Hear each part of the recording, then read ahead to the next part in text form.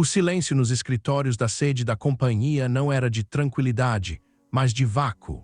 Às 5 da tarde, centenas de telas permaneciam acesas, iluminando mesas vazias, enquanto os corretores responsáveis por movimentar bilhões de dólares em títulos de dívida haviam desaparecido. Ninguém retirou pertences pessoais. Ninguém deixou um bilhete de despedida. Havia apenas a clareza geométrica de um sistema financeiro que, em poucas horas, passara de um pilar da economia nacional para uma entidade fantasma, sem lastro, sem clientes e, principalmente, sem qualquer explicação lógica para o público que ali depositara suas economias. Essa não é a história de uma falência técnica, nem de uma crise causada por mercados globais instáveis. É a crônica de um mecanismo desenhado para parecer inabalável enquanto, na prática, operava como uma estrutura de espelhos. O que sustenta uma organização dessa magnitude quando o dinheiro não é o produto, mas a própria máscara? O que acontece quando os números de um relatório anual não são mais o reflexo da realidade, mas a única realidade que a empresa possui? Para entender como uma reputação de décadas pode evaporar em uma tarde, precisamos olhar além das manchetes. É preciso olhar para o que chamaremos aqui de arquitetura do otimismo forçado. Esse tipo de empresa não cresce por demanda de mercado, ela cresce por uma necessidade quase física de evitar a conferência do próximo trimestre. E à medida que avançamos, veremos que o perigo não reside na ganância individual, mas na construção de um sistema onde a verdade se torna o ativo de maior risco possível. O primeiro sinal de que algo estava fora do lugar não veio de um órgão regulador, mas de um erro de contagem em uma subsidiária irrelevante. Um auditor júnior notou uma discrepância de 3 dígitos que, em qualquer outra instituição, seria tratada como um erro de digitação. Mas, dentro daquele escritório, a reação não foi corrigir o erro, foi obscurecê-lo. A hierarquia de poder ali não permitia perguntas, apenas a validação de metas. Quando você estabelece uma cultura onde o crescimento deve ser contínuo e ininterrupto, você elimina a possibilidade de erro. E quando o erro se torna proibido, a única saída é a invenção da realidade. A empresa começou a criar divisões inteiras de clientes que não existiam, movimentando capital entre contas próprias para simular transações reais. Era uma engrenagem simples. Você move 10 milhões da mão esquerda para a mão direita, registra como lucro de operação e paga impostos sobre esse valor fictício. O custo dessa operação era apenas a comissão dos intermediários, mas o benefício era a manutenção da imagem de sucesso. Essa é a primeira camada da fragilidade. O sucesso de fachada exige um investimento constante para ser mantido.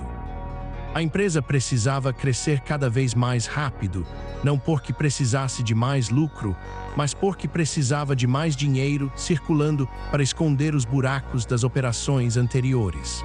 É a lógica da dívida que financia a própria existência. Você pega emprestado para pagar o juro do que pegou ontem, enquanto ostenta a aparência de um império em expansão. A tensão crescia silenciosamente nos corredores. O poder ali era medido pela capacidade de manter o segredo. Executivos que se tornaram multimilionários não viviam o luxo como forma de prazer, mas como parte do uniforme necessário para projetar confiança. Relógios caros, escritórios de mármore e jatos particulares não eram bens de consumo, eram ferramentas de defesa. Se você parece rico o suficiente, ninguém duvida dos seus balanços. A aparência substitui a auditoria. Entretanto, esse jogo tem um limite físico. Em algum momento, a necessidade de dinheiro fresco para sustentar a fantasia supera a capacidade do sistema de gerar novas histórias. É aqui que entramos na segunda fase da ruína, a necessidade de expansão predatória. A empresa começou a comprar concorrentes reais, não pela sinergia operacional, mas para absorver ativos tangíveis que pudessem ser colocados como garantia em empréstimos bancários.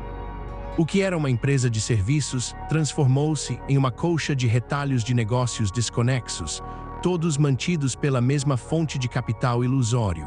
Para qualquer observador externo, a empresa parecia diversificada e potente. Mas, nos bastidores, cada aquisição era apenas um novo poço de petróleo sem petróleo. A pressão era imensa. Os diretores de finanças não dormiam, não por medo de falir, mas pelo medo de serem os últimos na sala quando a música parasse. E a música, como sempre acontece em sistemas baseados em confiança, parou por um detalhe banal. Um banco estrangeiro, farto de promessas de liquidez que nunca se materializavam, exigiu uma inspeção física nos ativos que a empresa dizia possuir em um armazém de segurança. Não era uma auditoria contábil. Era um pedido para ver as caixas, tocar nos títulos, contar as unidades. A solicitação chegou em uma sexta-feira. Na segunda-feira, a empresa tentou comprar tempo, oferecendo garantias em ativos que, descobriu-se, já haviam sido penhorados 3 vezes para 3 bancos diferentes. Foi o momento do colapso da narrativa. A empresa não caiu porque o mercado mudou, ela caiu porque a sua capacidade de mentir atingiu o teto da realidade. O que restou foram escritórios vazios e uma rede de dívidas que se espalhava por décadas. O dinheiro, que antes parecia ser um fluido constante circulando pelo corpo da organização, revelou-se apenas tinta em papel. O erro decisivo não foi a fraude. A fraude foi apenas a ferramenta. O erro foi a convicção de que o poder conferido pelo controle da narrativa seria suficiente para desafiar as leis básicas da aritmética. Acreditavam que, se pudessem controlar o que as pessoas viam, poderiam controlar o que as pessoas decidiam. Confundiram a percepção de riqueza com a existência dela. Ao final, não houve um grande confronto ou uma revelação épica. Houve apenas uma desintegração silenciosa. Investidores, funcionários e parceiros olharam para as planilhas e viram, pela primeira vez, o espaço vazio onde deveria haver substância. O luxo que antes intimidava tornou-se um lembrete da futilidade. As mansões, os carros e os jatos, comprados com o capital de uma fantasia, não puderam salvar a reputação de quem os possuía. A ruína não é o oposto do poder. Ela é o resultado inevitável de quando o poder é construído sobre algo que não suporta o peso da verdade. Quando retiramos o véu da influência, resta apenas a frieza dos números. E nessa história, a maior lição não é sobre finanças, mas sobre a fragilidade humana diante da própria criação. Construímos sistemas tão complexos para esconder nossos medos e nossas falhas que, eventualmente, acabamos sendo prisioneiros deles. O vazio nos escritórios daquele fim de tarde não era apenas a ausência de pessoas, era a ausência de propósito. Sem a máscara do sucesso para sustentar, não restava nada. Dinheiro e poder podem até construir palácios, mas quando a fundação é feita de ar, qualquer brisa de realidade é capaz de levar tudo embora. E a história nos mostra que, invariavelmente, essa brisa sempre chega.